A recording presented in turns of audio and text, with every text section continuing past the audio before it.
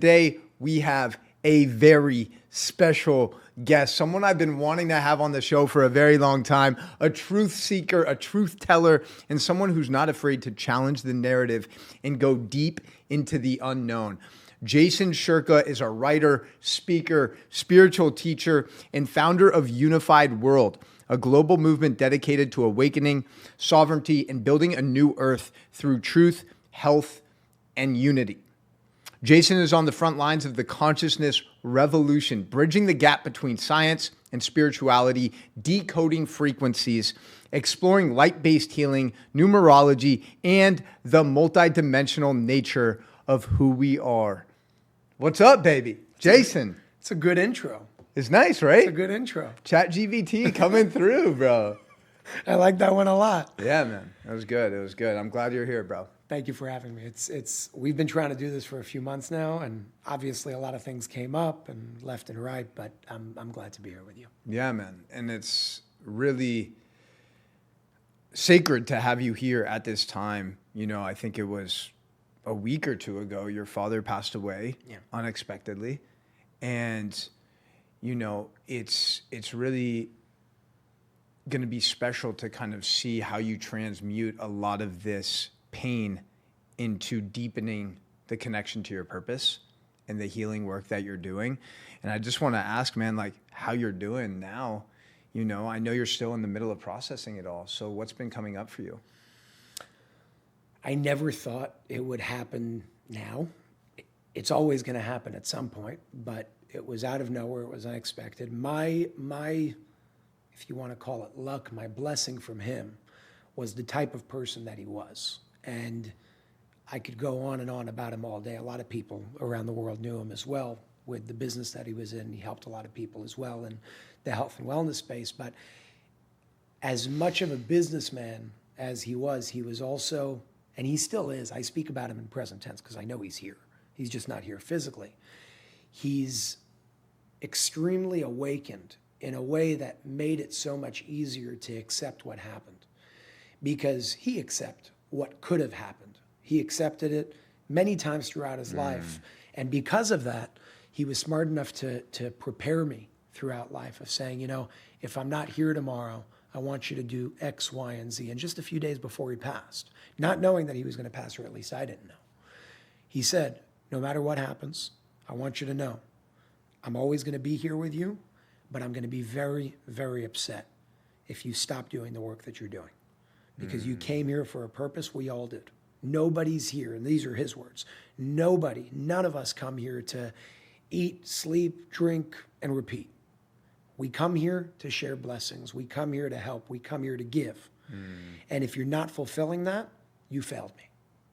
So a lot of people, after something like that happens, would maybe want to stop everything that they're doing and let me just take a break. And I did that for 2 weeks just to process for my own self. And I'm sure I'm going to process for the rest of my life. But the words that he shared with me of keep going, don't stop. I'm here and I'm going to be stronger from there. I'll never, ever forget. And it empowered me. And really, and I said this before we started recording, although he's not here, I feel more protected and stronger with him there. But I miss his body here. And when I saw the whole thing happen, because I was there when the whole thing happened, and it was a very, very traumatizing sight to see in terms of the entire transition, it was also a beautiful sight to see, because it was the first time I saw not only a dead body, it was the first time I saw somebody die. I've never seen that before in my life, and now it's my own father. And I was able to clearly see the difference between a body with life and a body without life, all the way to his eyes.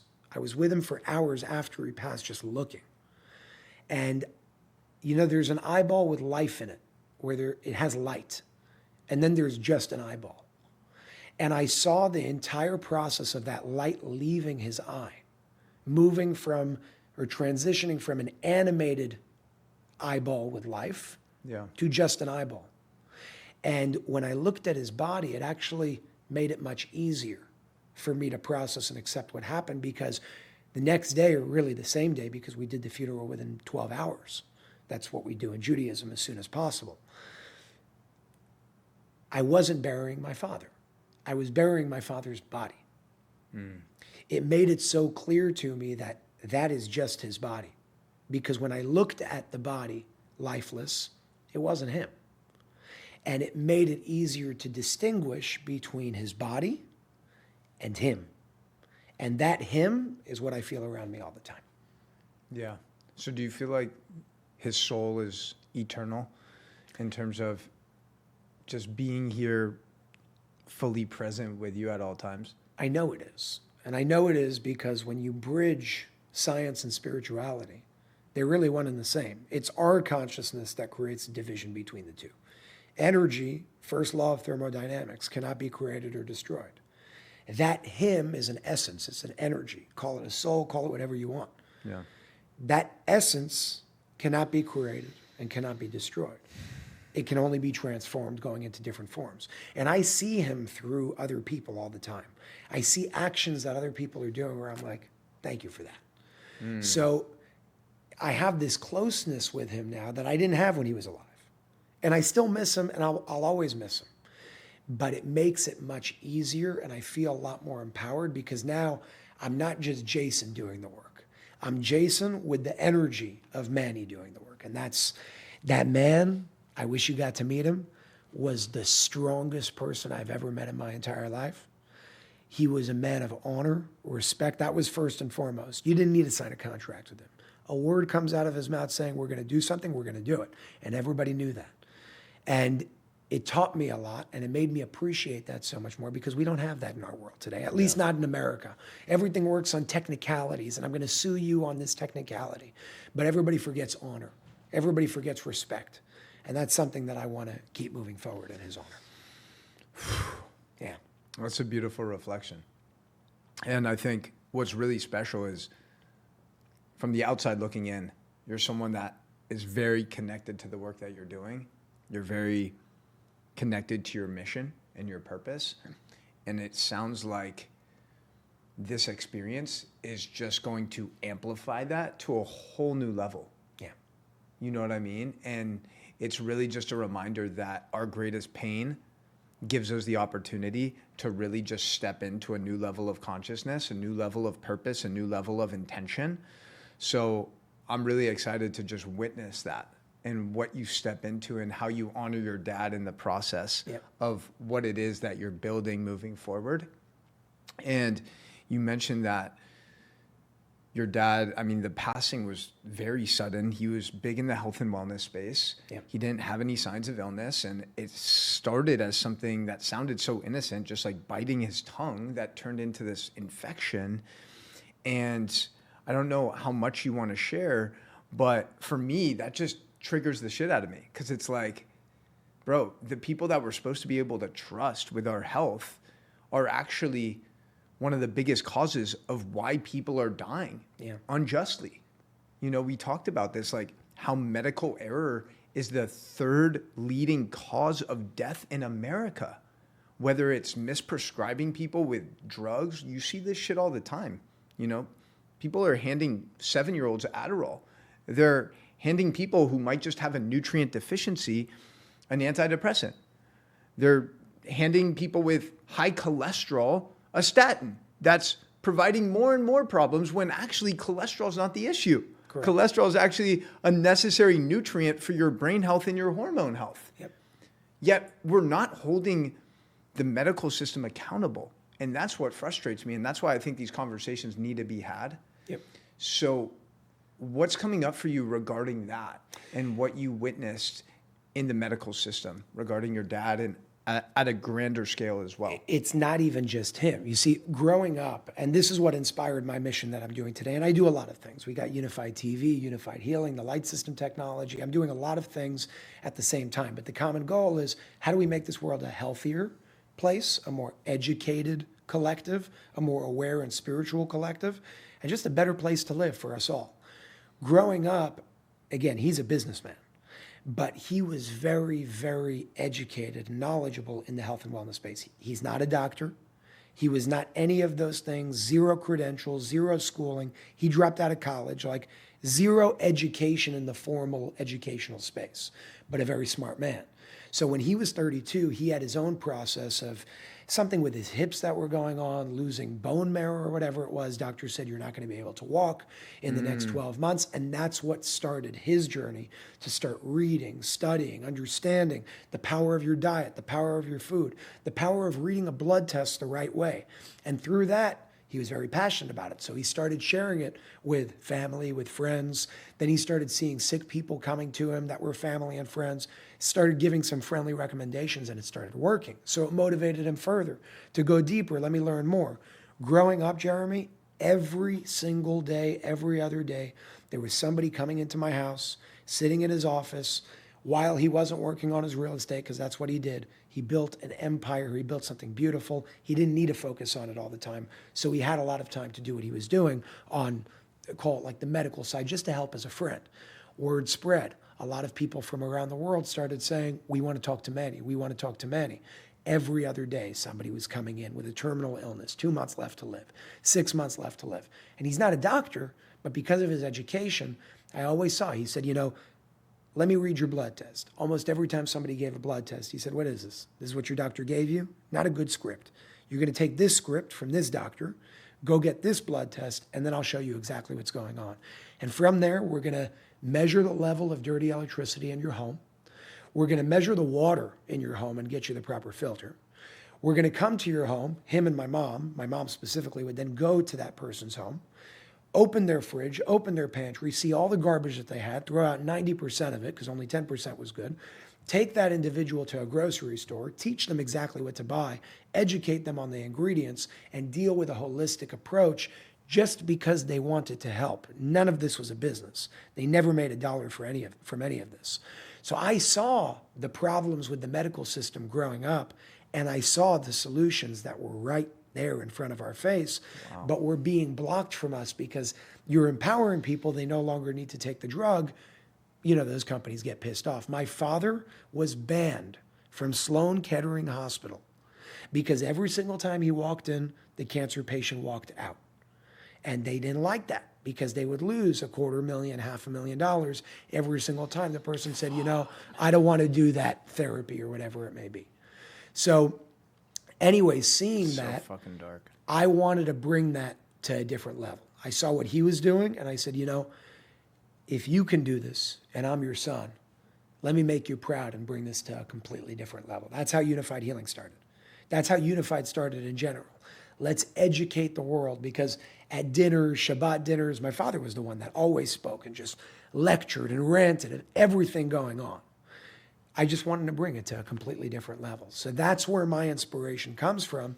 And It's because of the medical errors and all that, because the system is broken. To hold them accountable will not fix the system. It will fix something short term. Beyond holding them accountable, we need to build a new system. Their system will become obsolete. Let them crash, burn, move on. We need to build a new system that's not based on, I need you to be disempowered so I can keep you alive and sick for a long period of time and make money on you. And that's what I'm aiming to do, and that's what we've been doing over the past 3 years. Bro, that's fucking wild, bro, that you got to grow up in that environment. Yeah. And your dad was so ahead of his time. Big time. So he was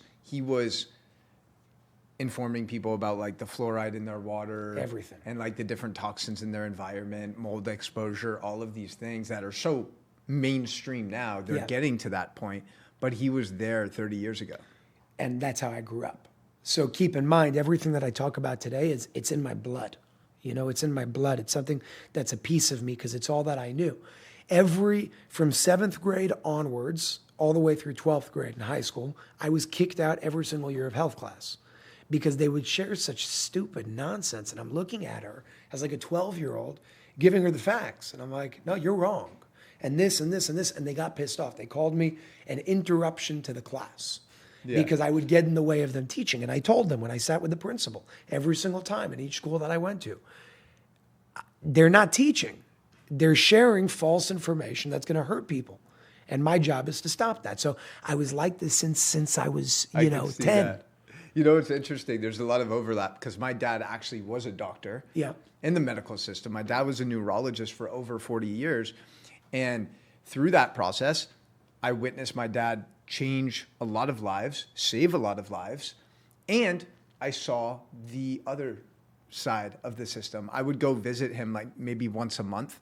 And I would just observe the hospital setting, and I would see these clearly unhealthy people waiting in line to get their next prescription filled. And I was like, something just feels wrong about this, you know? And the average appointment time with a doctor and a patient in 2024 was 8 minutes, bro.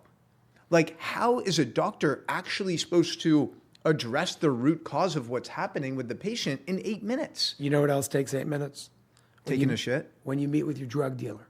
Yeah. And it's not different. They're legal drug dealers. There's something called the PDR. Have you heard of it? Yes. Physician's Desk Reference. Yeah. I bought it in 2018 when I learned about it from my dad.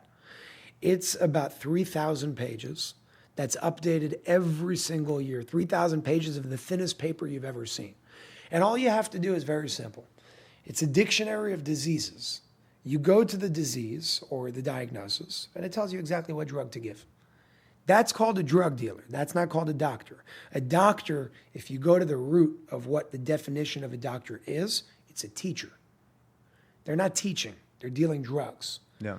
And there's a problem there because now we're living in a world where, take Big Pharma. Number one, Big Pharma is our fault because we're the ones buying it. We're the ones buying into the idea. We're letting it happen. We could blame it on them all we want, but we're the only ones that can stop it as people, as a collective. And the reason why they got that far is because as a collective, we are not as aware as we should be. And if we are aware and we know certain things and we know very simple fundamentals, nobody can lie to you ever again. Because when you connect some dots, you know all the answers, at least on that level. Now, Big Pharma and the medical system as a whole works on something called reductionism. Whereas what I do is works according to something called holism. So imagine a computer screen with 10,000 pixels. It's making a picture. Holism looks at the entire picture, understands all the pixels, but looks at the entire picture before making a decision. If I change something on this pixel, what will happen to this pixel over here? That's holism. Reductionism only looks at the individual pixels and not the entire picture. Yeah. And what happens over there is, or the result of that, is something like Accutane. They've perfected something that gets rid of your acne, that pixel, but it destroys this pixel called the liver. Or another drug that they'll give you for your heart. It's going to fix the problem in your heart, but you're going to get cancer. So that's reductionism. You're doing one thing at the cost of another. And it's a reflection of our society. Look at our society and our collective as a whole. We live as a divided form of humanity, not a united one. There's different countries. Our country is better than this one. Our religion is better than yours. We're forgetting the interconnectivity of everything. That creates war. So the expression in the macro of reductionism is war, corruption, crime. The expression in the micro of reductionism is disease. It's just a different expression of the same frequency. And until we learn that and understand it, we're not going to get anywhere. But thank God people are starting to understand it, unfortunately through tragic events. But if that's what needs to be done in order to wake us up, that's what's going to be done. Well said. Well said. And I mean, these bigger macro issues that are happening, right? Whether it's war, all the different conflicts happening, is usually a product of fear and trauma from a collective standpoint.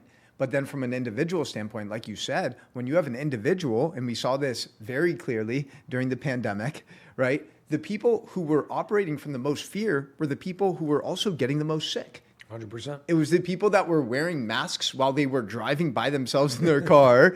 It was the people that were completely socially isolating themselves. It's the people that were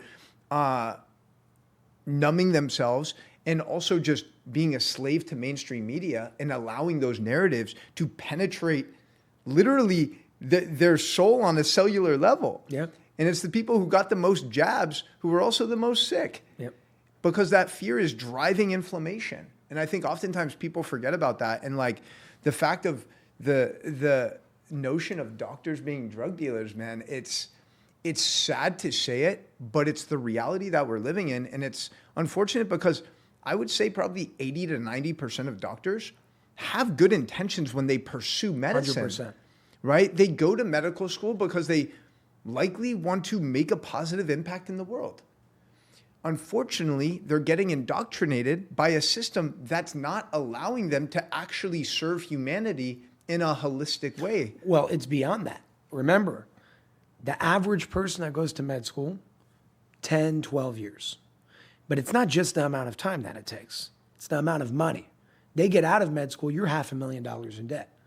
Even if you see a problem and you want to speak on it, you're probably not going to because it would lead you to getting fired. Right. And if you're fired, you have a $500,000 bill that you're not going to know how to pay. So it's beyond indoctrination. Even if somebody knows, they're likely going to shut their mouths out of their own personal security and out of their security for their families. And you got to understand where they're coming from. That's why the percentage, although it's small, of doctors that do say, whoa, this is crazy, and start talking about it, I have the most respect for them. Because I don't expect anybody to go and put your family's security and your financial security and all of that in jeopardy. So we have to have compassion for those people that don't do it as well.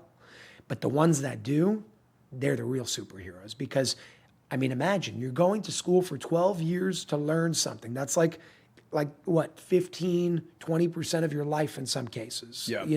15% of your life. All this money spent, all this time spent, everything spent, and now you're saying it's wrong? That takes a very special person to do that. Yeah. Just like it takes a special parent to say, maybe I did something wrong when I gave my kids all of those things between age 0 and 18 that I probably shouldn't have put in their bodies. Parents don't want to face that even if they know that it was wrong, because in their eyes, they're like, I hurt my child. Yeah. It's a very, very big thing to be able to stand up. It's a noble thing to stand up and say, I made a mistake. Now what can we do to fix it? Most people won't do that. Yeah. But the more people who do, the more people will. Yeah. I think so. I don't know if it's changed, but I know most medical school formats now, it's like 4 years of medical school, 3 years of residency. So 7 years total, which is still such a long time. Like, think about that. I mean, that's from ages 22 to 29. Yep. And what's crazy about residency, man, is these future doctors are put in the worst scenarios and situations. Like, their health is being compromised. They're usually operating from 4 hours of sleep. Yep. They're in a hyper stress state. And we're expecting those people to actually take care of our bodies and of our health, and they're not even healthy themselves. Yep. And that's a huge disconnect. It's like, when's the last time you actually saw a doctor that was super fit and super connected? Just like I wouldn't take financial advice from someone who's broke. 100%. I don't want to take health advice from a doctor who has 3 fucking chins and is morbidly obese just because they went through medical school. Like, and I think we just need to have that conversation. And one of the biggest things that's being prescribed today, I'm sure you see it all the time, is like, antidepressants. Yep. And I think it was Prozac that was first introduced in the early 1980s. And now it's Lexapro, Zoloft, Wellbutrin, and all of these SSRIs and antidepressants that are supposed to increase the level of serotonin production in the brain have actually been found to cause dysfunction to our gut microbiome, which is where we produce 90% of our serotonin. So the same drugs that are supposed to increase levels of serotonin are actually fucking with the part of the body that's responsible for producing serotonin. It's absolutely absurd. Like, why aren't we having this conversation? And that's why I think us jamming like this is so important. 100%. Because the work that we're doing is actually empowering people to become their own healer. 100%. That's everything that I'm about. And even the name antidepressant shows you there's something wrong, because the medical system is obviously not aware, or at least the majority of them. They've never been taught the fundamental of life, which is energy, frequency, and vibration. That's how you go about healing. So the word antidepressant is already focusing on the wrong subject. The subject, the frequency of focus in an antidepressant is depression. Meaning, take Mother Teresa. She would never go to an anti-racism rally because the focus is racism. She would go to a pro-unity rally, same intention, different frequency, different outcome. So like everything that I do, for example, with that technology, the light system, it's focused on not how do we get rid of the bad, it's focused on how do we increase more of the good. Because when you increase and create an environment of more coherent energy, what we call bad, which is just distorted energy, cannot survive in the first place. Same thing with cancer. Right now, today, we're all trained to say, okay, how do I kill the cancer? How do I beat the cancer? That's the wrong focus. The cancer is not the problem. The problem is the environment that allowed for the expression of dis-ease in the first place. So if you focus on the environment first and foremost, instead of killing the thing, well, then you're going to be in a much, much different place. Because when you kill the thing, you create more killing in the body. And that's what the main 3 forms of treatment for that specific disease do. It creates more problems in the body.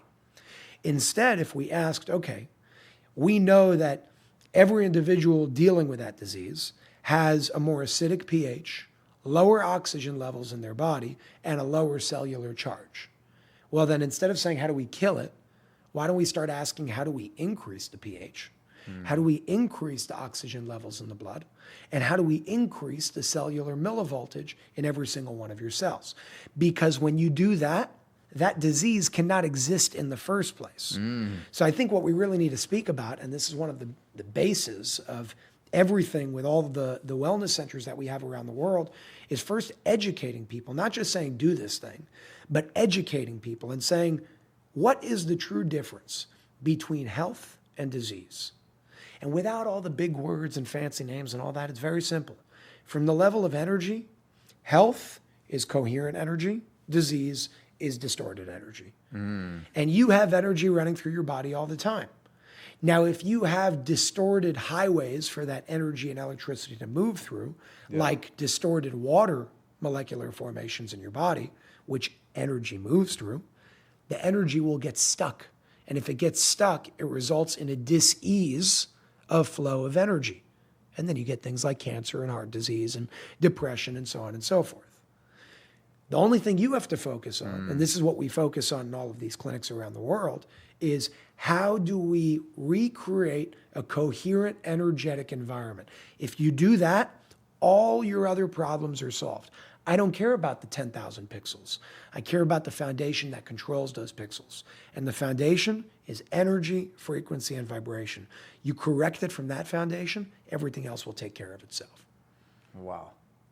Okay, so we'll dive deep into how people can actually implement that, whether it's grounding, whether it's changing 100%. the water they drink, whether it's the way that they breathe. But it's also interesting because this whole slogan, like fuck cancer, right? I think everyone is in alignment, like let's have less cancer in the world. And how many billions of dollars have gone into cancer research? Yep. But cancer rates keep going up. I will never, ever, ever donate to cancer research, and I'll tell you why. They've had the solution for a long time. But do you know what would happen if something like that were to come out to the world? Trillions of dollars of an industry would be lost. A lot of people would be helped, but there are people with a motive to make sure that doesn't happen. I've seen with my own eyes people overcome it like that by doing certain things. Not everybody. Nothing's 100%. But Dr. Brzezinski in Texas is a perfect example. The government's been trying to shut him down day in and day out. And that man has patents on things that I've seen what they do.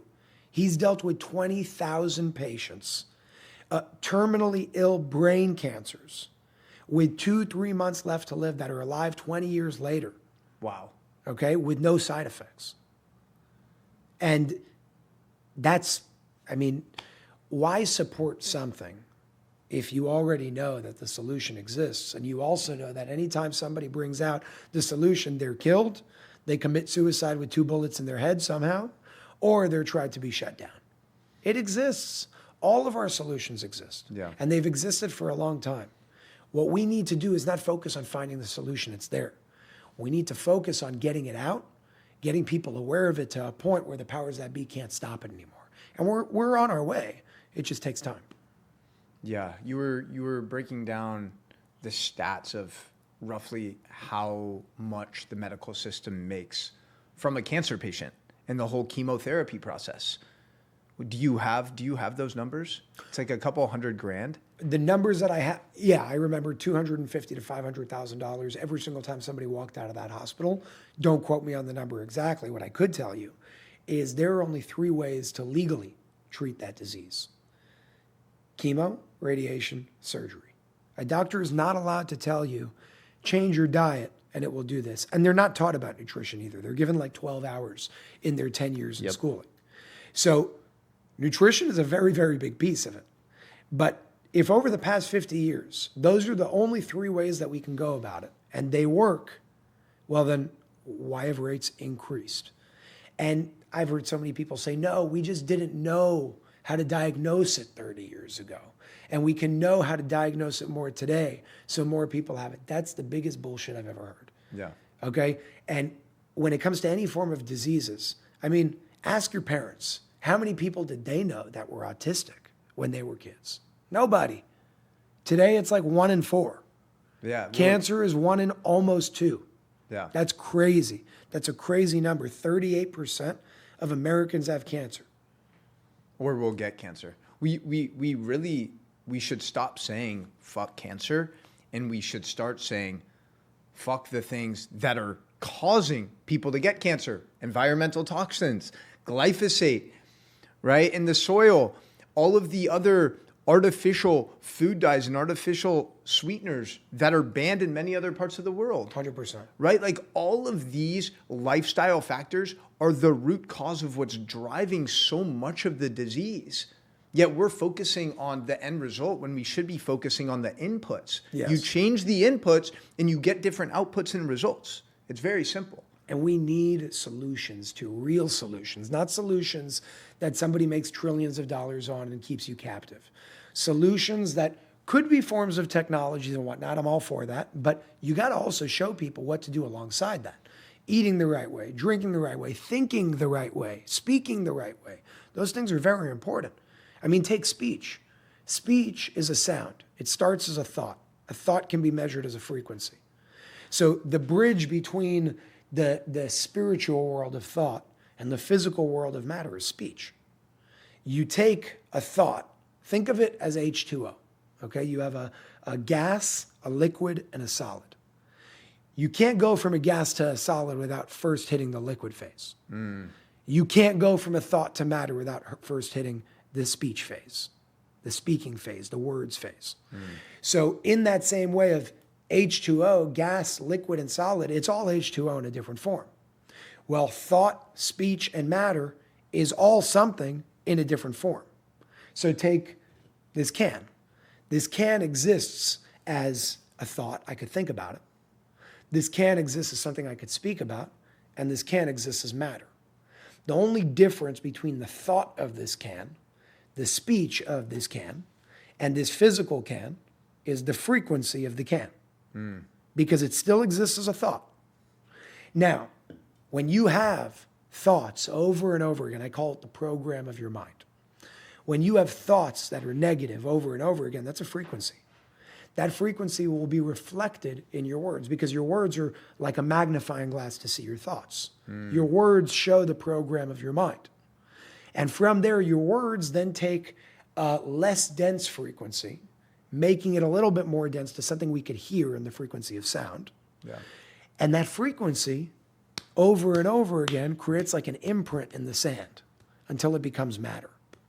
So if I consistently have positive thoughts, not in denial, but positive thoughts based on certain fundamental laws of this universe, and I speak in alignment with those, the universe will have to show you the reflection of that because that's how it works, to your question about the simulation. We are the ones creating it from the realm of thought to the realm of speech to the realm of matter. But when somebody's experiencing some nasty disease or some nasty circumstances in their life, it's because of you.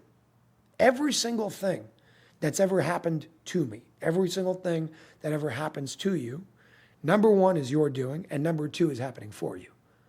Because if everything is one and interconnected, oneness will never do anything to hurt itself. Even with my father, I could sit here and say, why did God take him away? What did I do to be punished? But no, I choose different. What can I take from my father to make this world a better place? What traits and characteristics can I adopt over time to not only become the man that he was, but succeed him as well? And that's taking a completely different approach where I could have taken that energy and that situation, turned it into something horrible, but I could also do the exact opposite. Wow. You're doing an amazing job of it, bro. So what are your thoughts with, there's a lot of talk obviously about like the power of affirmations, right? I've done some work in the last year with Tony Robbins, Yep. and he has his incantations where it's like, if you want to change your state, you need to combine changing your focus, your language, and your physiology. So it's like incantations, it's like bringing more passion and emotion to it, getting your physiology involved. So you're actually reprogramming your nervous system in that process rather than just looking in the mirror and saying, I am beautiful, I am successful, I am abundant, right? Which is what I think a lot of spiritual people think of when they do affirmations. So what is your mindset around that? And what are some personal things that you implement in your life to elevate your vibration and really program your mind in a positive way? It's a great question. The power of affirmations, a lot of people hear that and they're like, what kind of woo-woo spiritual stuff is this? I'm a man of science. I'm definitely on the spiritual side, but nothing that I can't prove one way or another. And everything can be proven. You just need to know how to look at it. A couple decades ago, there was this man named Dr. Masaru Emoto, a Japanese businessman turned scientist. He had a hypothesis. His hypothesis was, is it possible for my thoughts, my emotions, and my words, my intentions, to impact the environment around me? And the way that he went to test that hypothesis was with water, because water has a molecular structure to it. And he wanted to know, could my emotions, my intentions, my affirmations, my thoughts, and my words change the molecular structure of water without touching it? So he took one glass and he said, I love you, good intentions, positive vibes towards that. And everybody's looking at him like, what the hell is this guy doing? There's no way anything's going to come out of this. This was years ago, a couple decades ago, 3 decades maybe. He then took another glass of water and he did the exact opposite. I hate you, you're disgusting, you're gross, and so on and so forth. He then took that water to test his hypothesis, froze it, took a sheet of it, put that sheet of frozen water in a petri dish under a microscope. And lo and behold, the positive water with positive intentions all had molecular structures that were all coherent like snowflakes. Perfect structures. And the negative one was all distorted and ugly looking. And he tested it over and over and over again, and it kept happening over and over and over again. Now, what does that teach us? Well, me and you and everybody else are made up of roughly 70% water. Water is how energy moves through your body. If you have coherent structures of water, energy has a path to move through in a coherent way. But if you have distorted structures of water, energy gets stuck. And when energy gets stuck, you have stagnation in the body. That's what the word disease is. It's a dis-ease of energetic flow. So not only do I believe in positive words and affirmations, we know that they work scientifically. And if you want to take it a step further, if I ever did something to like curse you, right, and have really bad intentions towards you as Jeremy, not only am I hurting you, I'm hurting myself first and foremost, because the frequency of that thought towards you and the words, if I spoke them towards you, is impacting me first in terms of proximity, because now those frequencies are going to distort the structure of water in my body. Energy won't flow, and I will end up getting sick unless I fix it. Now, there's 2 ways of going about it. You can either be very disciplined and every day have your incantations and have your routine and so on and so forth, but being real as a human being, we're going to miss sometimes. Sometimes we have a phase of being really good, and then it doesn't last forever. So right. I like finding ways. I like finding systems. How can I do something that regardless of my level of discipline, I'm going to have that around me almost 24/7. Exactly what you're talking about with positive affirmations and all that is one of the fundamental pillars of the light system technology.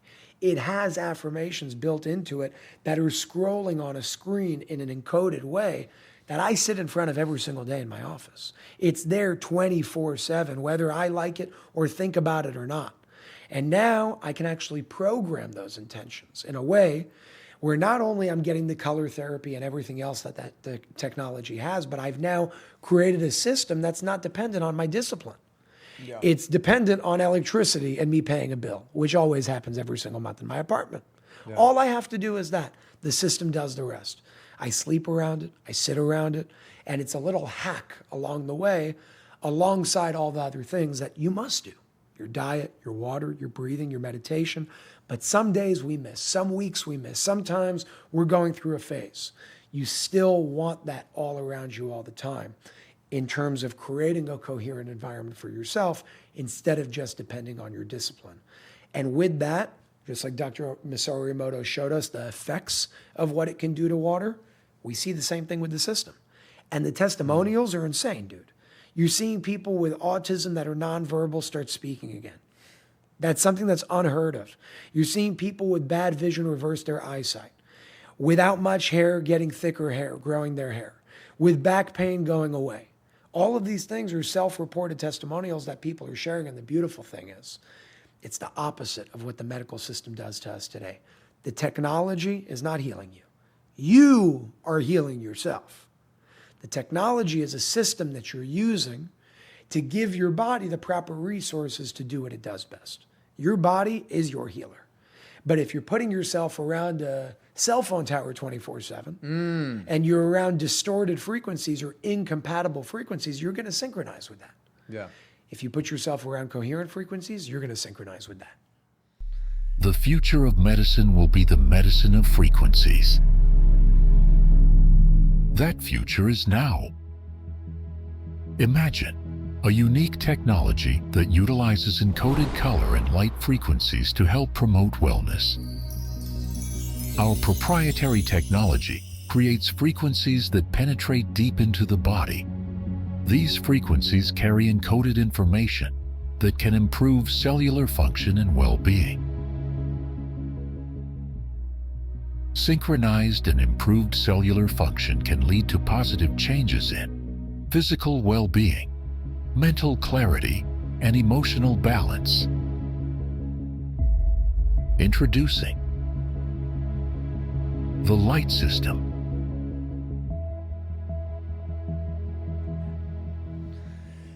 So, the experiment with water Yeah. that proved the power of words and affirmations. Do you think it's the same with food?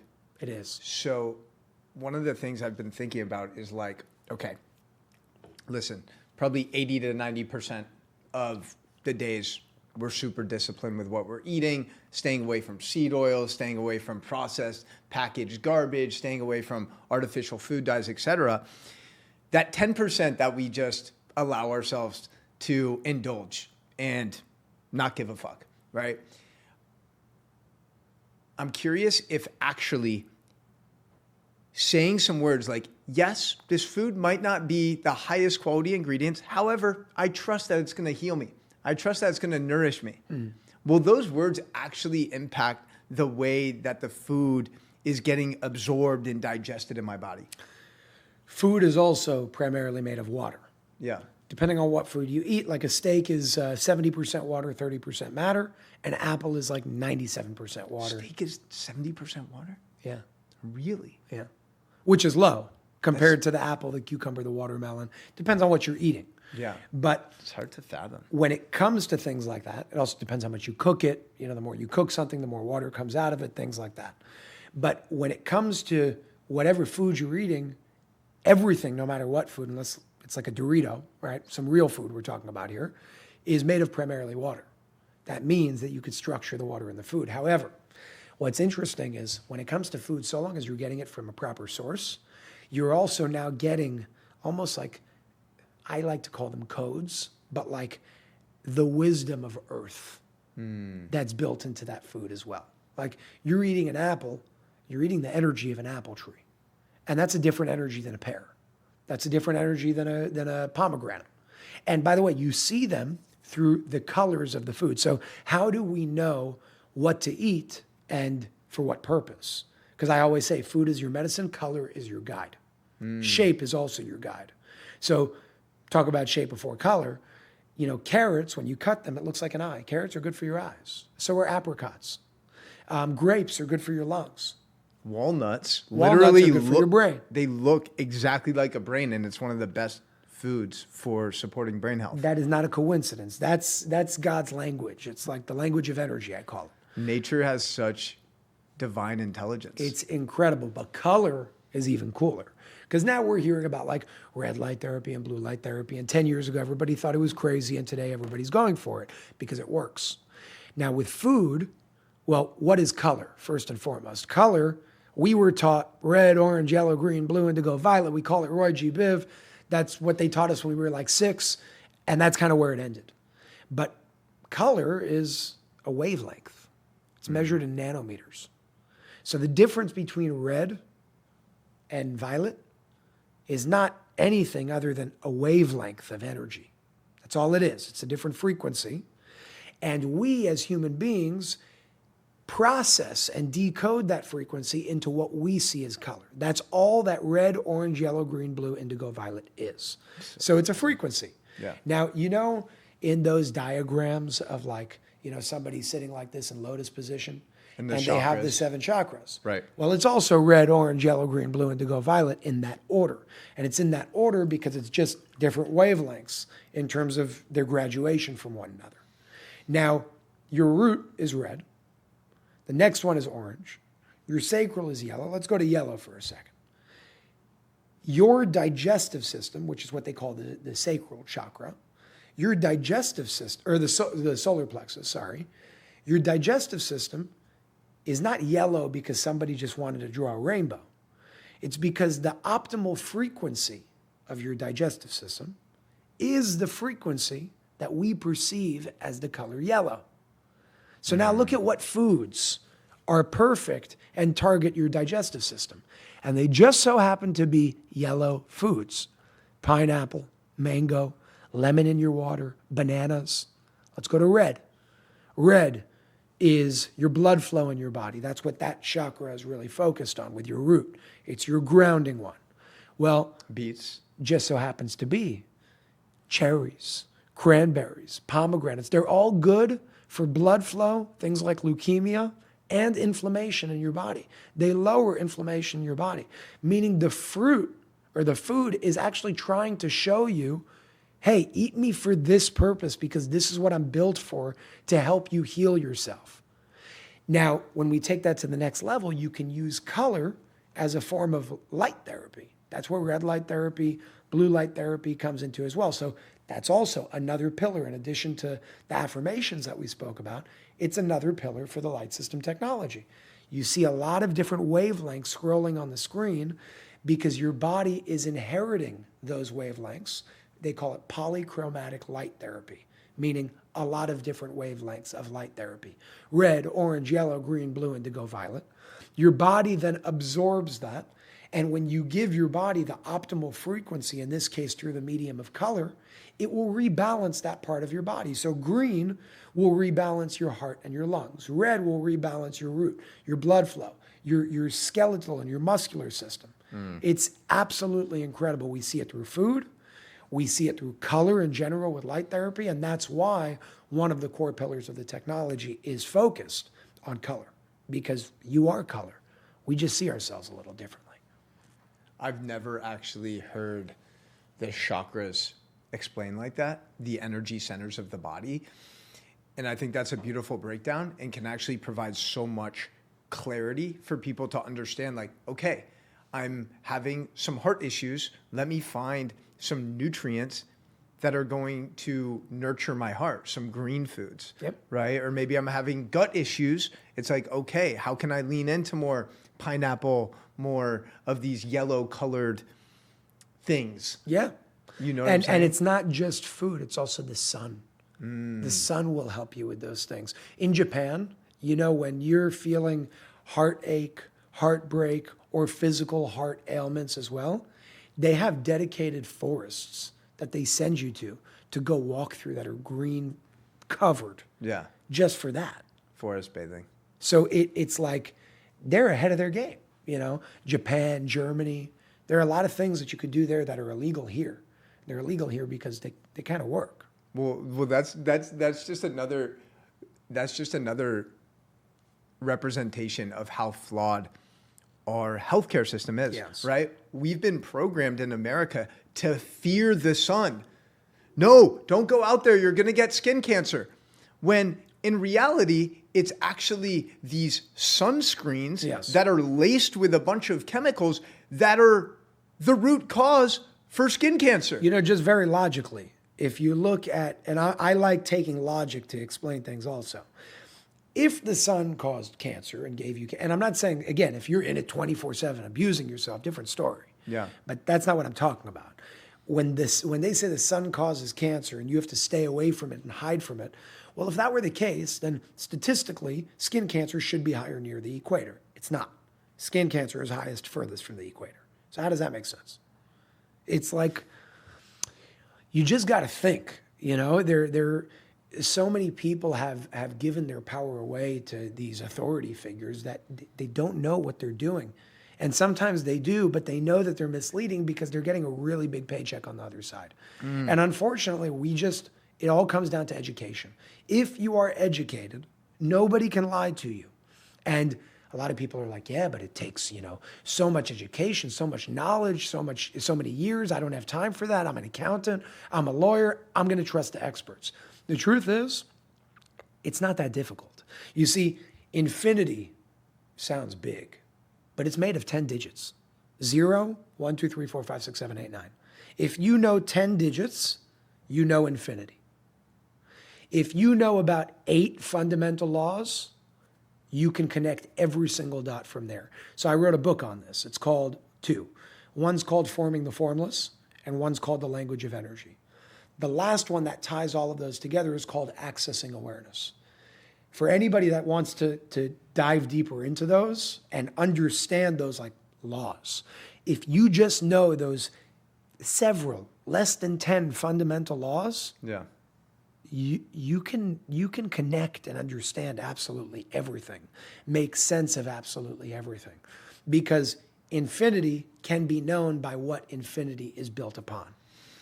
I think also a lot of the stuff around health and healing is really intuitive. Yeah.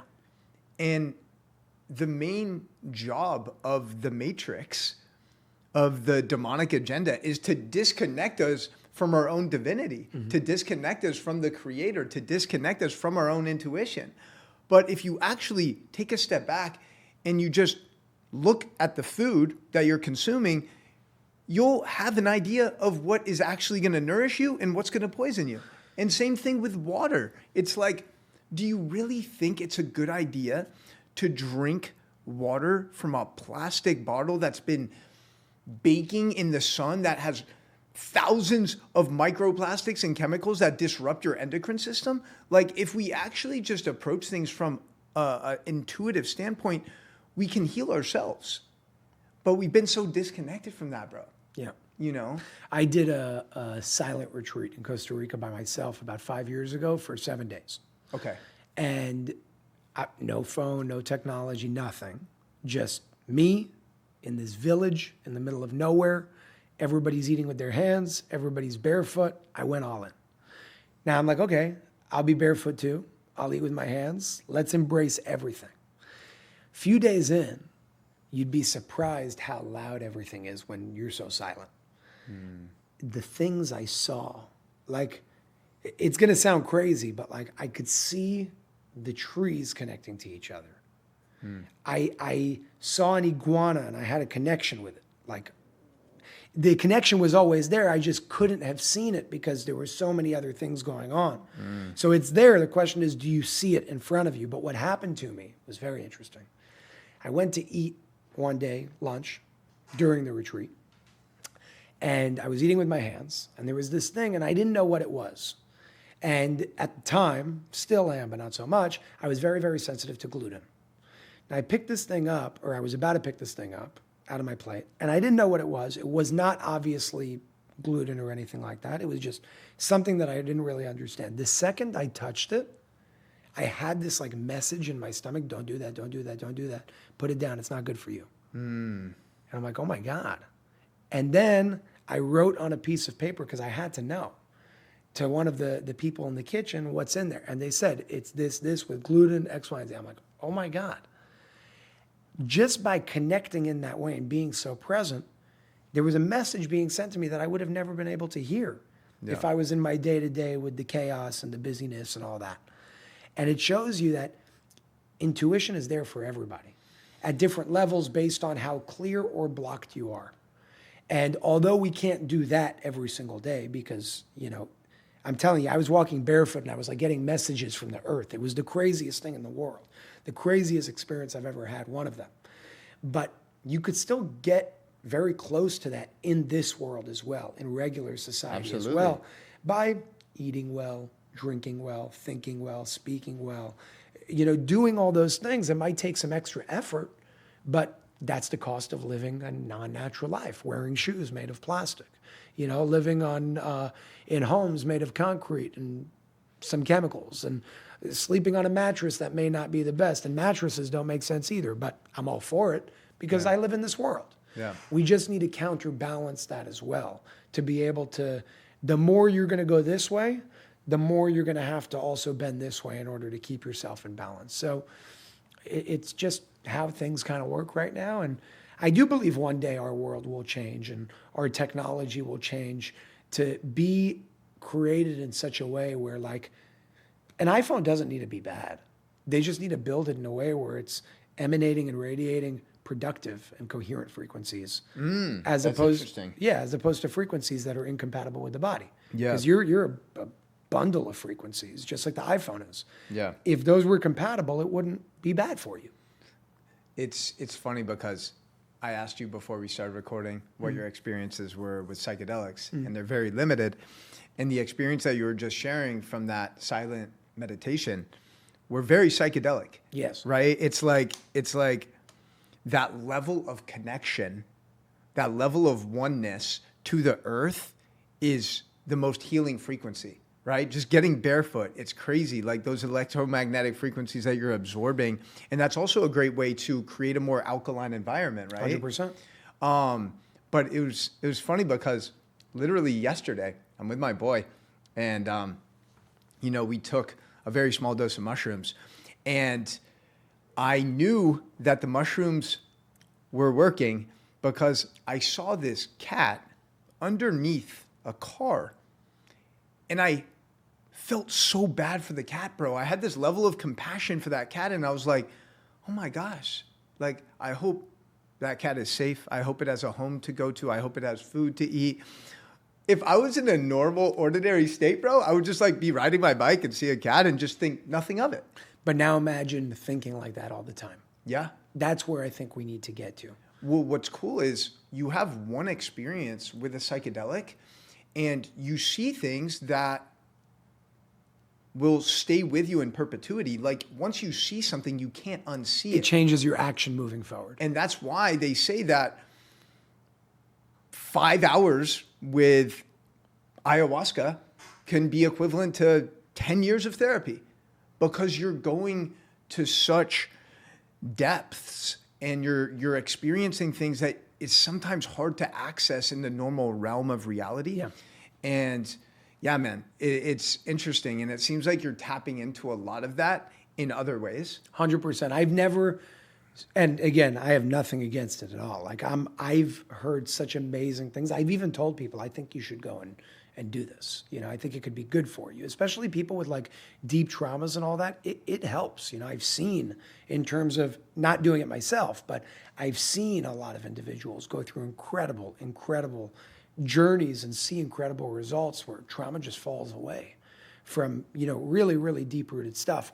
So for whatever reason, it just hasn't been a part of my path. And I will say yet, because I do believe maybe at some point it will be, but I don't know. You know, whenever it becomes a part of something or I'm called to do it, I'm all in. I just haven't, it hasn't. I told you, I did mushrooms once when I was 18 at a party in Thailand. That does not count. Yeah. Right? I'm talking about doing it the right way. Well, you said something at the beginning of this podcast that I think actually communicates a really powerful aspect of psychedelics and plant medicine. You know, you mentioned how everything in this life is happening for you, including the death of your father. Mm-hmm. And I think what psychedelics and plant medicine give you access to is completely shifting your perspective of an experience from your past. So maybe it is abuse, maybe it's your parents getting divorced, maybe it's some other traumatic event that happened during your childhood that you've been holding on to and carrying so much guilt, shame, anger, resentment. What these medicines open up for you is a new, fresh lens like, oh, wow, I actually see how that happened for me. 100%. And it was so painful and it was so challenging. But I see how that series of events and emotional wounds actually allowed me to step into the version of myself that I am now. And that reframe will change your life. Yep. Because now you've just shifted that energy from this rumination and lower vibration to a space of gratitude. Like, oh, wow, I wouldn't be here today if it wasn't for that shitty thing that happened.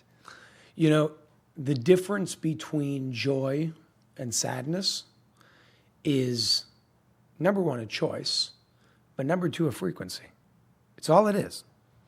Meaning, take a base frequency of just like existence, and then joy happens, and then it takes that and it's like, you know, and then sadness happens and it's like, when you look at it from that perspective, it really changes a lot because now you're seeing it from an objective point of view. Right. And if I'm experiencing joy, I can choose right now, if I wanted to go into sad times and sadness and see it differently. And that frequency of joy would change into a frequency of sadness. But I could do the opposite too, right? That's why a lot of people told me this and it works. They're like, when you're feeling really shitty, smile.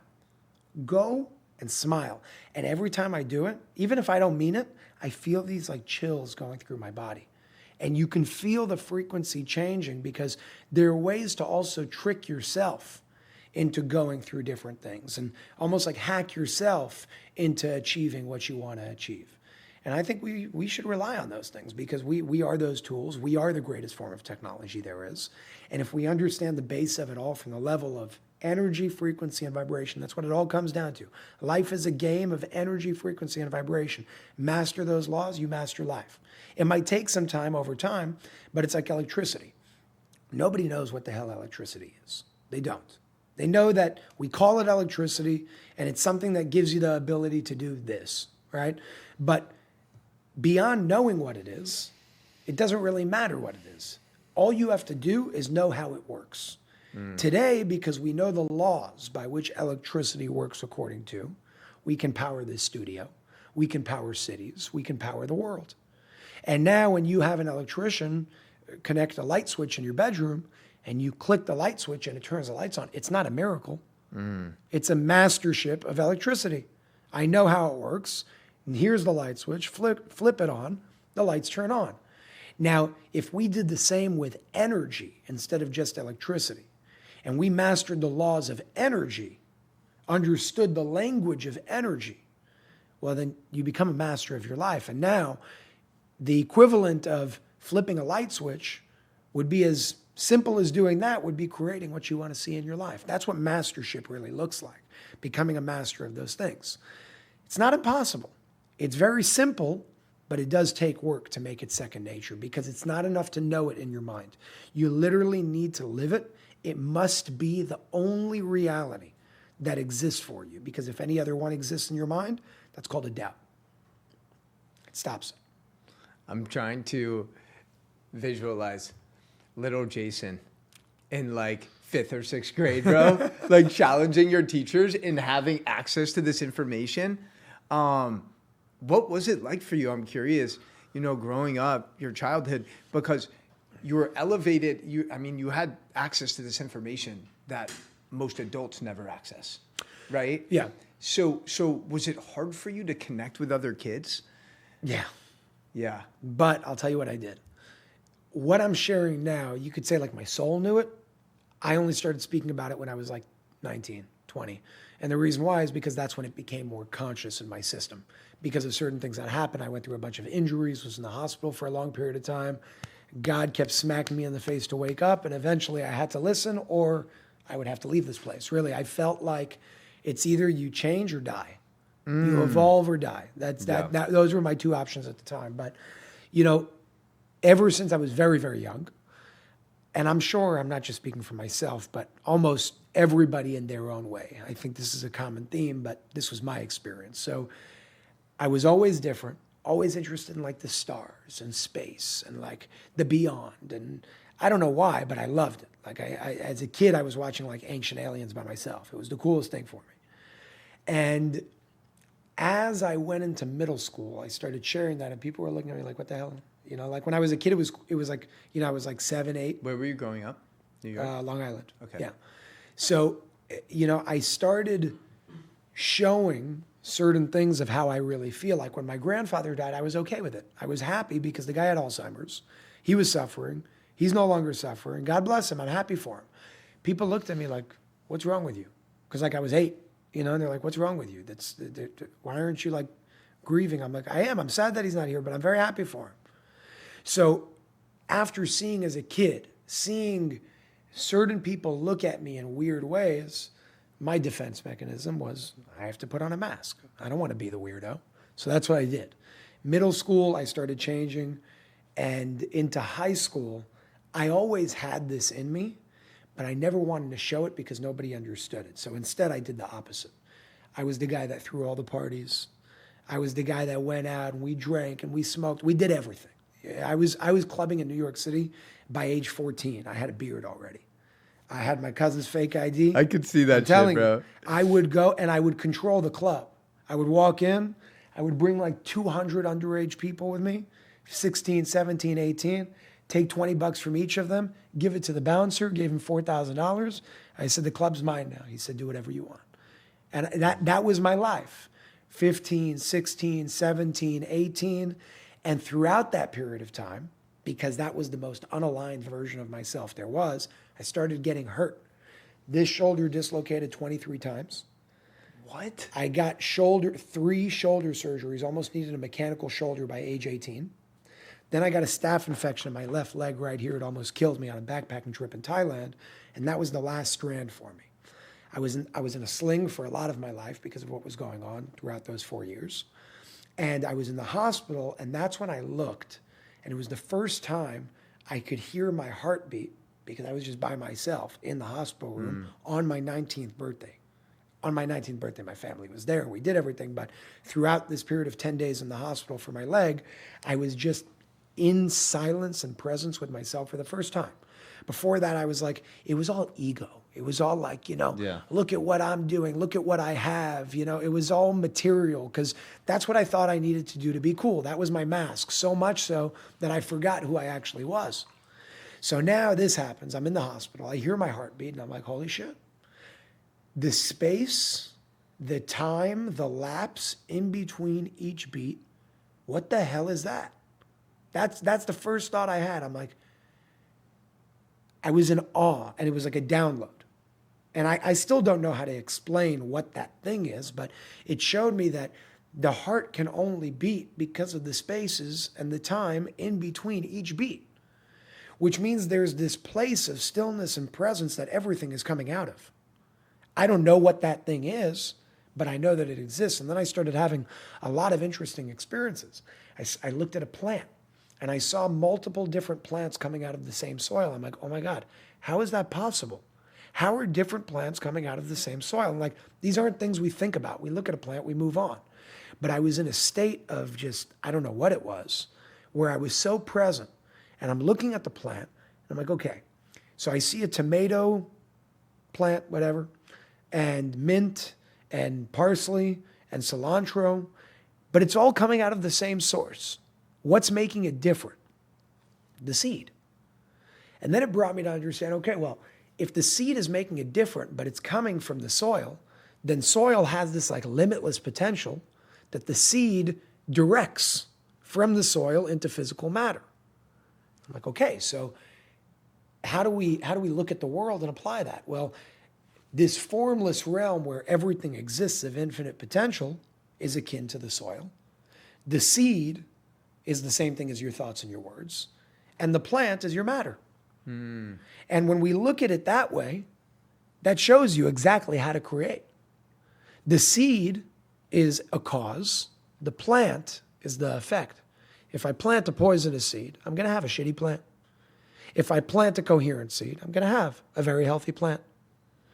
And I don't know why I started getting these messages, but I looked and I'm like, okay, something's happening right now, and I need to disappear for as long as it's going to be needed.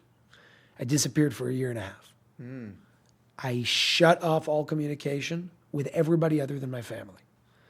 I shut down and permanently deleted every single one of my social medias. Well, it was really Instagram. I wasn't doing anything publicly. Yeah. It was just like one of those personal ones that I was using of my old life at the time. I literally died and was being reborn, and my rebirth process was about 18 months. And I'm still going through it, but about 18 months. And where did you go for that 18-month period? Just home. Okay. Home, I was working, I was focused on school, focused on work. I was focused on retiring my father in the family business. That never happened because 6 months before he was about to retire, I'm looking and I'm like, Abba, because that's what I call him. I'm like, Abba, I don't want to do this real estate. I'm not here for this. I'm here for whatever's going on here.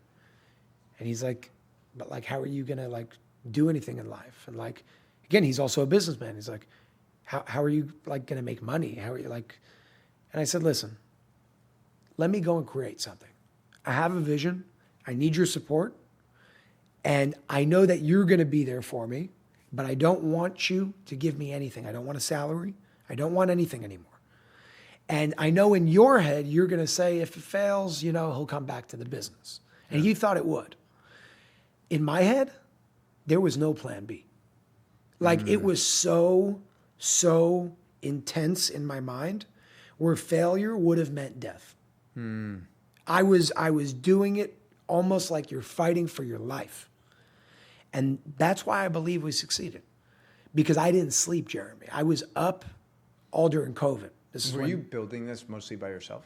Only by myself. Before it was me only. Then I got one assistant, Whitney, who's today very high level in the organization with Unified. And today we're like 40, 50 people. I don't know how many, Really? Yeah. It grew into something really big. Today I can't do anything without the team. They're the reason why all of this happens. They give me the freedom to be able to do this in the first place. So I owe it to them because they're really what Unified is. I'm just the face and the speaker and all that. But like, dude, doing this in 3 years, forget 3 years. It's what we did in the first 6 months.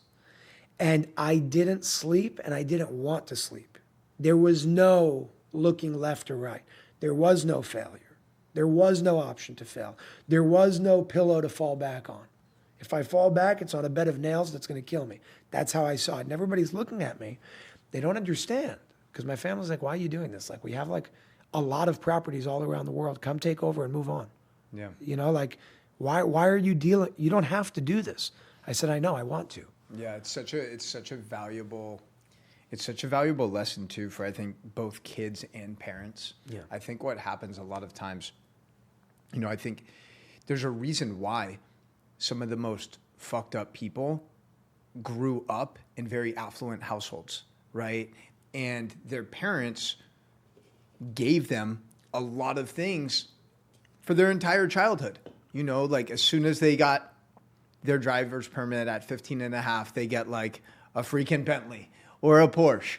They have like $100,000 bar mitzvah party, like all of these crazy things. And a lot of times what I've been learning in Kabbalah is this idea of bread of shame, where it is like you have received all of this light without actually doing anything to deserve it. Dude, it was my biggest problem. I'm looking around me and I had everything. Yeah. And it pissed me off because I'm looking and I'm like, I didn't do this. I didn't do it. Like, yeah, I know there's a reason why I chose this family and blah, blah, blah, and all that on a spiritual, fine. But like, how do I know that if I wasn't brought into this family, I have what it takes to do what my father did?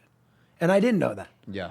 And the past 3 years also fulfill that for myself. I know that no matter what happens next, anywhere I go, we're going to make it the top. We're going to make it the best because that's what I developed over the past 3 years. Now, there was a guilt associated with it because I saw so many people, and a lot of people are like, you're rich, you could do whatever you want, just be happy. And I'm like, no, there are a lot of problems that come with that too, right? There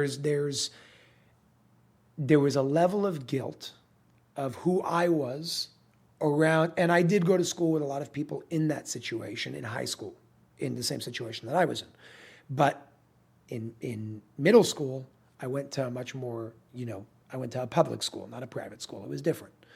And I even remember there were people saying like, oh, like you're rich, you could do whatever you want. And it really pissed me off, but it also made me feel sad because I saw a lot of them struggling and I saw a lot of their parents struggling. And every day I would go home and I'm like, why do I not have to do that? And why are they going through that? And that made me struggle emotionally because I'm like, what the hell did I do to deserve that? So now there were two types of people in my world of high school with all the private school kids that did have the money and the affluence and the family and all that. Not all of them, but some of them ended up on heavy drugs, ending up in rehab. And I saw that and I'm like, what are you doing?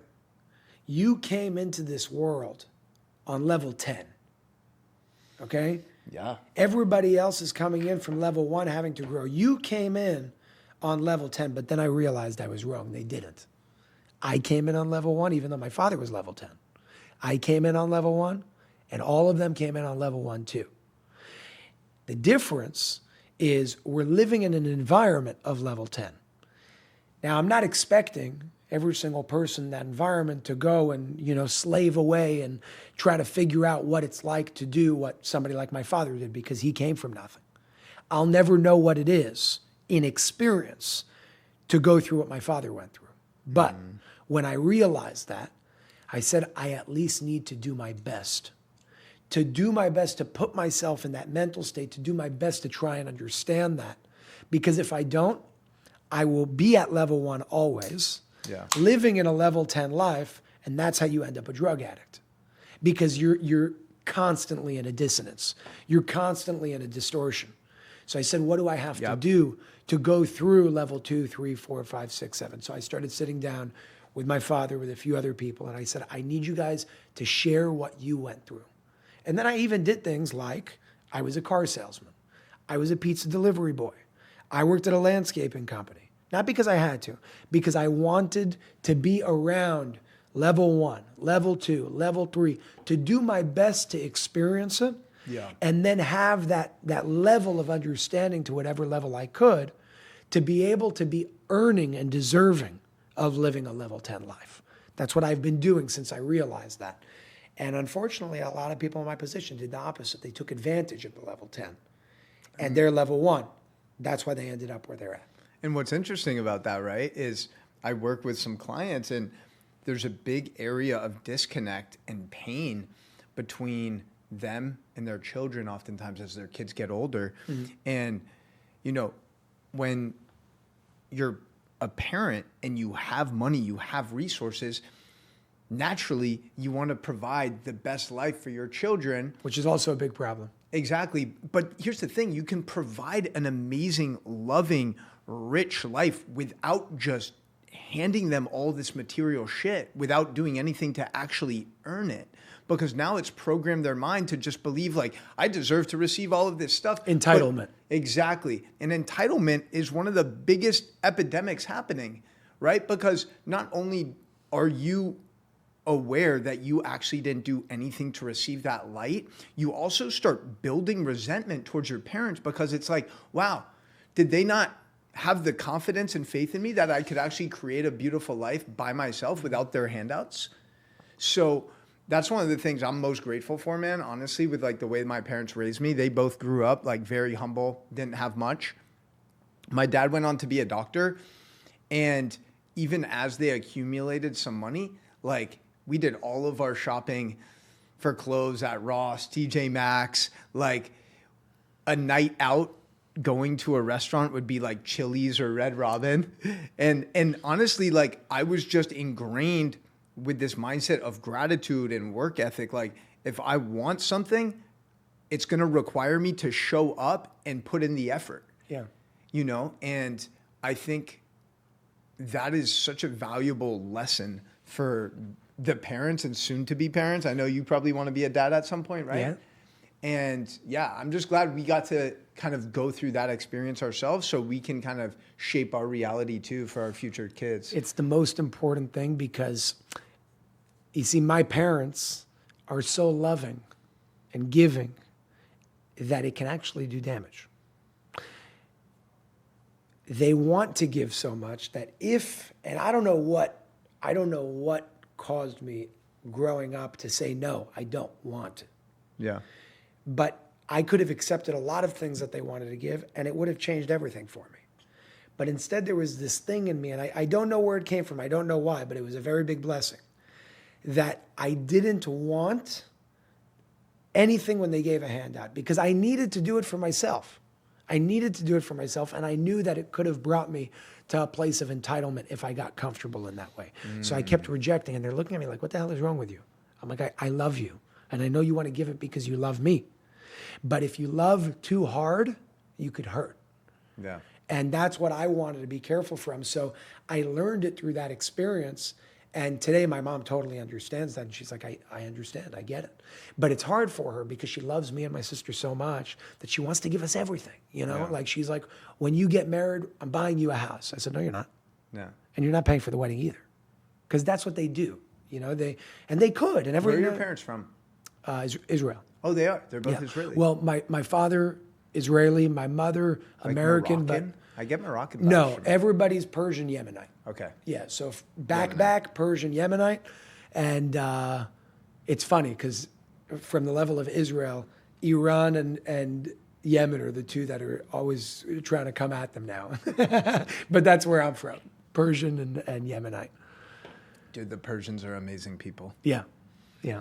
I really hope that Iran has a change in leadership and government soon because the Persian people are absolutely incredible. At some point, all of those things have to change. And I think we're coming to a tipping point. I think people are not just in the space of like politics. I think people are starting to see things differently in all aspects, in all domains, on all subjects. And people are changing. You know, people are changing. I wish it would happen faster, but you can't force that. You know, I'm actually sorry, Jason. Yeah. I'm actually curious though because, you know, we're obviously both proud Jews, you know, and, you know, you're Israeli. I'm not, but, you know, I spend a lot of time out there. And October 7th, 2023, one of the most challenging days of our lifetime to be Jewish. Yeah. You know, 1,200 people massacred at Nova Music Festival. And then the backlash globally, people celebrating this attack and basically just saying like, yeah, Israel, the Jews, you deserve this, right? This was before Israel did any sort of retaliatory efforts, by the way, which was so mind-boggling to me. Anyways, this was probably one of the most divisive events, specifically in the spiritual world, right?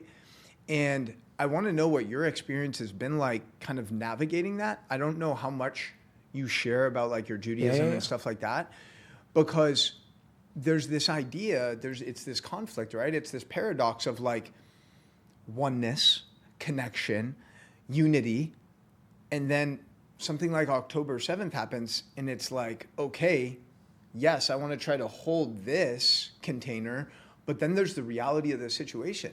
There's good versus evil. There's people in this world that actually don't value human life.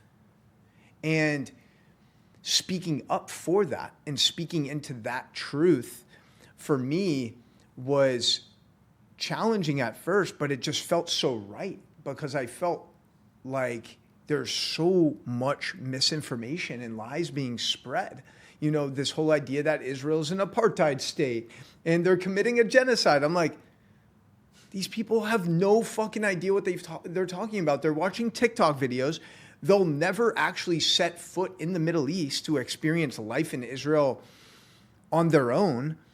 And I lost like 20 to 25,000 followers in a 6-month span when I started to really speak up about my Judaism and my support for Israel. And at the end of the day, bro, I'm so grateful that I took that leap. 100%. Because it really helped me detach from validation externally, and it helped me connect in a deeper way to my truth. And in that process, I attracted such amazing people in my life who were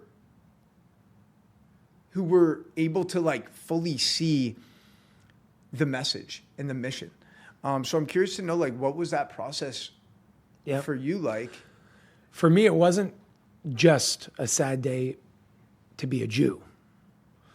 It was a sad day to be a human, because I was there. I was there from the second it happened. I flew in about 12 hours before it started, woke up to that, didn't know the severity of what was going on. But after the Holocaust, that was the second worst day in Jewish history, if we're talking about Judaism now, like recent history, I should say. Very, very, very sad. And, you know, everybody has their sides and this and that. And for me, it was just like, what the hell is that? What are we fighting about? Like, why? This isn't a matter of one people against another people. It's a matter of, in my opinion, certain people at the top creating problems and using people against each other. Yeah. And there's the surface situation of what we're talking about, of people against people, and what happened that day. And there's the deeper situation of where it's really all rooted from. And those are two completely different things, but still interconnected.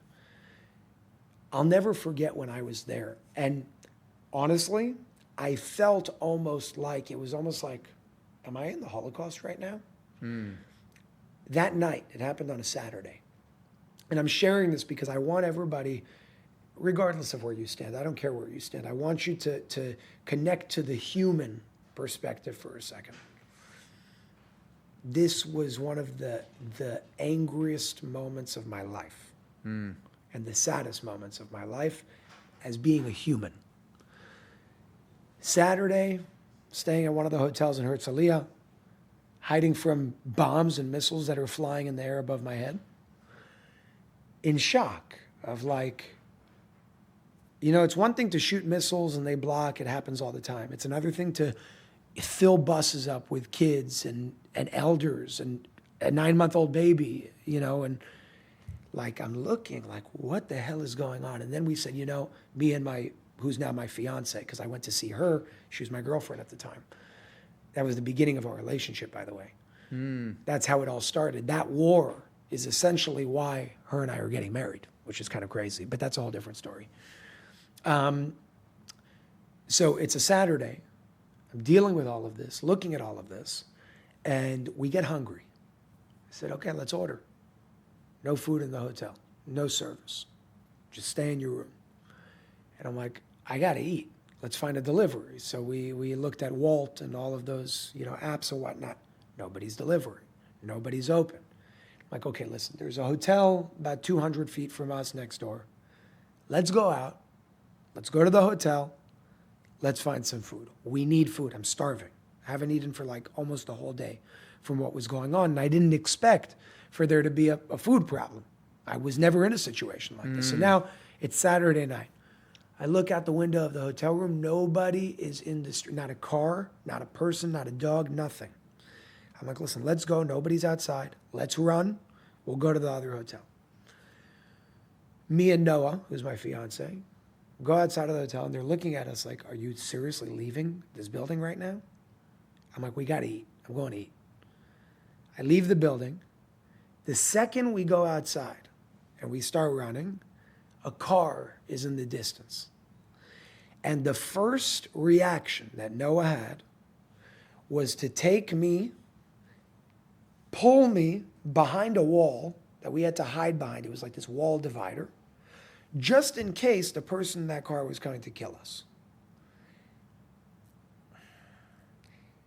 The fact that I had to hide behind something, just in case that was somebody with a gun to put a bullet in my head, was one of the worst experiences I've ever had in my life. And I realized in that moment how screwed up, not just the Middle East is, it's how screwed up this planet is. Where have we come to that this is what's going on? And I'll never not acknowledge, I'll always acknowledge the fact that there are bad leaders on all sides, including in our country in the United States. You don't go and destroy and kill and do all of that to fix a problem, because that will not fix a problem. And it made me very sad that day, and also empowered me and lit this fire in me of like, number one, I'm a very, very proud Jew in my tradition. I'm not religious, but every morning I put on tefillin. It's a meditation for me. That's how I use it. I use it because I believe, although religion is something that I personally don't like, and I think is a very big problem in the world today, we still have to honor our roots in terms of where we're at. And for me and my ancestors, it's an energy of a Jewish past. And for a Christian person, it may be an energy of a Christian past. Same thing with Islam and so on and so forth. And it makes me feel good to connect to that energy for myself. Yeah. Because I feel that in the way that I'm built in this life, that's a path for me to walk on. Just like if somebody else had a different path, it would be their path to walk on differently. So Shabbat dinners, the language itself, Hebrew, I think is I wanted to talk to you about that. A powerful, powerful, powerful language because, and it's not a Jewish language, by the way. Hebrew existed before Judaism came to fruition in the year around 2448 on the Hebrew calendar.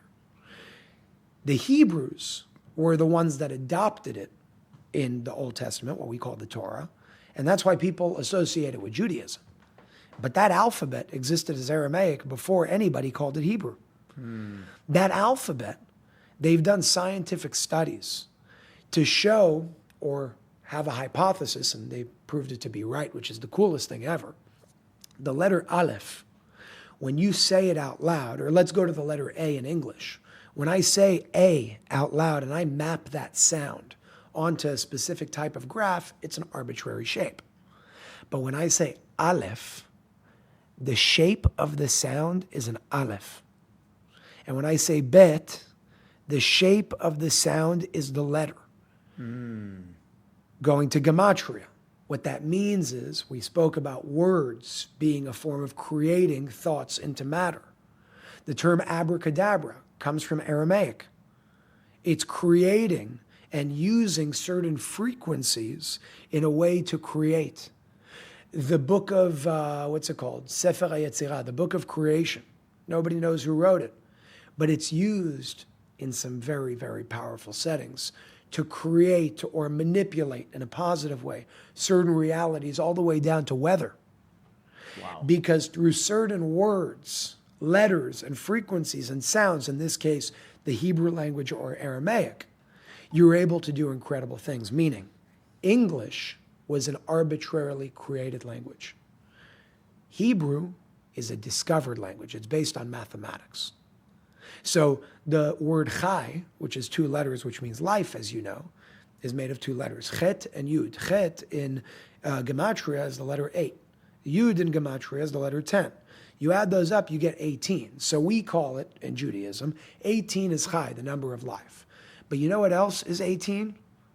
The base frequency of this planet, the Schumann's resonance, 7.83 hertz. Add 7, 8, and 3 and tell me what you get. You're going to get 18. They knew that back then. The word was not created, it was discovered based on certain formulas, based on Gematria, which is based on those languages. So I'm proud of that. Wow. I'm proud to speak a language like that. I'm grateful to be connected to something like that. I don't see the Torah as a book for Jews. I see the Torah as a book for humanity. Maybe it was given to a nation to share with the world. I think we're doing a very shitty job. I think we, as a collective of Jews, are hoarding information instead of sharing it. Because most rabbis, not all, but most rabbis see the world not from a united place. And that's a very big problem. I don't think those people have a right to be a rabbi. Yeah. I think if you're going to step up and be a rabbi, you first and foremost have to have the proper awareness and consciousness. You need to understand things from Shema Yisrael, Adonai Eloheinu, Adonai Echad. Everything is one. God is one. And there is no me and you or us versus them. And until we can actually get that and teach that's what's going to bring us further. That's what the Torah teaches us. The fact that we interpreted it to something else because we're coming from here as opposed to here of where it was written from, whole different story. But I'm proud and I'm grateful. And I think that every way of life and walk of life and path of life has its own beautiful aspects to it. From Christianity to Islam with the Sufis, they have their own mystical side to it, to Judaism, to Buddhism, and so on and so forth. It's us as human beings that created the division and the problem, not those books. Yeah. Those books were interpreted wrongfully, shared in a negative way, and caused war. Bro, it's actually so crazy. I feel like you explained why. That's really the overarching reason why for most of my adult life I felt so disconnected from Judaism, because I felt like it lacked the spiritual essence, right? And a lot of the rabbis that I was exposed to, they didn't really seem to actually be happy, joyful, grateful, healthy. And for me, I was like, I just don't connect at that level until I really connected with Chabad and like Kabbalah. That's when I started to appreciate it in a deeper, more meaningful way. I was kicked out of all of my Judaic studies in high school. I went to a Jewish private school. And by 10th grade, 11th grade, I was not allowed in Gemara and Chumash and all of those classes because they called me a disturbance to the class. Now, I wasn't a disturbance. The rabbi was just saying nonsense. So I asked him a question. And that question he couldn't answer. And he had to find ways to answer it throughout the whole class so they couldn't get through the curriculum. Which is so crazy, by the way, because as a student, that's your job, is to be curious, to ask questions. So to be punished and reprimanded for actually challenging your teacher, challenging the rabbi, is the problem with a lot of the education system in America, where it's like trying to get everyone to conform. Because at the end of the day, this entire schooling system was designed to create employees and slaves to a system that isn't actually connected to your highest self. It's designed to really disconnect you from your divinity. So it's funny that happened, bro. It was the best thing that happened because I couldn't learn with them. I didn't want to learn with them either. I said, let me read it myself. So I started reading. I read the whole Torah twice. And I wanted to understand, like, what is this? And I'm no way. You read the whole Torah twice? Yeah, I actually started writing it because I'm like, after I read it twice, I'm like, okay, I'm going to write this whole thing. And just to ingrain it further and see what happens. I never got to it. I don't remember why. Something happened. I started and I never finished. Maybe I will. You just reminded me of that. Why? You actually inspired me because I was thinking I'm going to Israel in 3 months. And I'm like, I should probably get a Hebrew tutor, you know? So I can go there and actually be somewhat conversational. Yeah. You know what I mean? Yeah.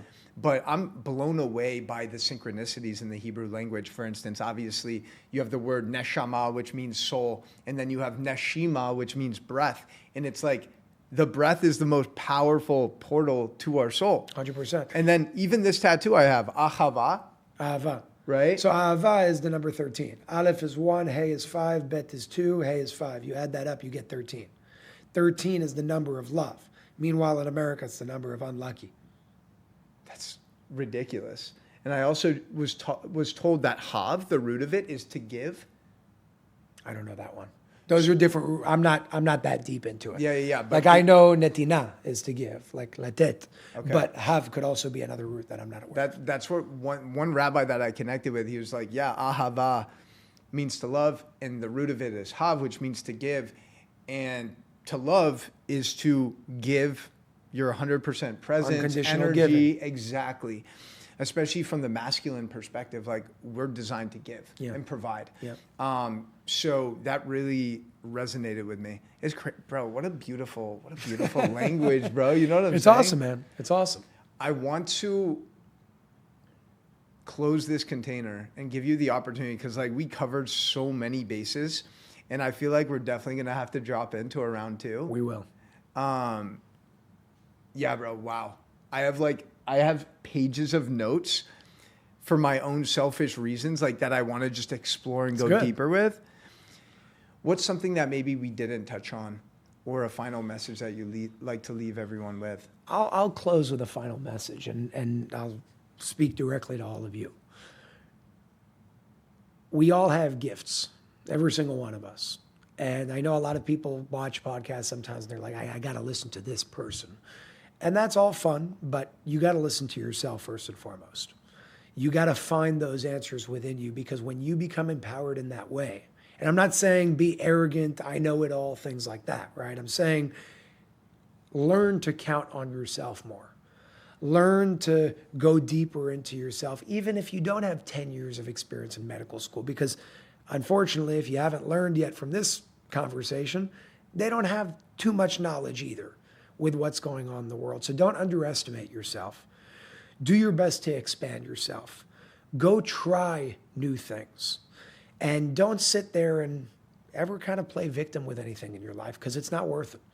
If you're playing victim, it's an energy that will impact you directly. And you're really responsible for your entire life. You're responsible for every outcome, every consequence in your life, all the good and all the bad. But the beautiful parts with the bad is actually the greatest in disguise. And if you learn how to take the bad and find the greatest silver lining within that, everything will change in your life. Just like I did with my father's death, just like I did with a lot of things that happened to me in my life, because they didn't happen to me, and nothing happens to you, it happens for you. All you have to do is start asking and looking. Almost like when you start saying, let's look for yellow cars on the road, and you play that game and you tap your buddy in the car every time you see one. Well, before that, you probably never saw a yellow car on the road. And the second you start paying attention to it, you start seeing multiple a day. If you look for ugly, you will find ugly. And if you look for beauty, you will find beauty. So look for beauty, go experience beauty, go create beauty, and go be the best version of yourself that you could be. That would be my closing message to everybody. Wow. That was like a Shabbat sermon right there, bro. That was fire. Yeah. Like, I think I was literally going to tell you, like, you just embodied everything that you just said. And, you know, I've learned in my journey that your mission, your purpose is encoded in your pain. Like the most challenging obstacles, adversities, and challenges that we experience in this life are the most powerful opportunity for us to transmute that pain into purpose and just elevate into the highest version of ourselves. And you embody that beautifully, bro. I'm so grateful that we got to do this. And I really do want to have a round 2 soon. And, you know, I think it's amazing to just see how you have used this really challenging moment and experience as a catalyst for your mission, and just going to take things to another level. And, you know, I wish you and your family the best, bro. And I'm always here to support you as a friend and brother. And this was a really special pod. This was amazing. You were in a deep flow state, and it was beautiful to witness. Thank you. And thank you for really making this happen. It's your energy that put this whole thing together. Thank you. Much love, everybody. Make sure to check out the links in the description. We're going to link the light system that Jason was talking about. We're going to link to all of his channels. Make sure to stay tapped into what he's doing with Unified Healing. Some amazing, amazing things. A lot of centers all around the world for people to experience. And that's one thing that I would ask everybody to go and do. UnifiedHealing.com. 500 centers around the world. Go see them, go experience them, see it for yourself. It's a flawless and beautiful experience. What if I told you those aches, pains, and low energy you're experiencing aren't inevitable parts of aging, but signals your body needs something different? Conventional medicine waits until something breaks before fixing it. That's not aging gracefully. That's aging reactively. Unified Healing connects people like you to cutting-edge wellness technologies that actually work. Their global network of wellness centers offers access to solutions targeting inflammation, energy levels, disease, and cellular health, the real foundations of longevity. Instead of another supplement promising miracles, Unified Healing Centres provide comprehensive wellness technologies through practitioners who understand preventative health isn't a luxury, it's essential for quality of life as we age. Find a centre near you at unifiedhealing.com.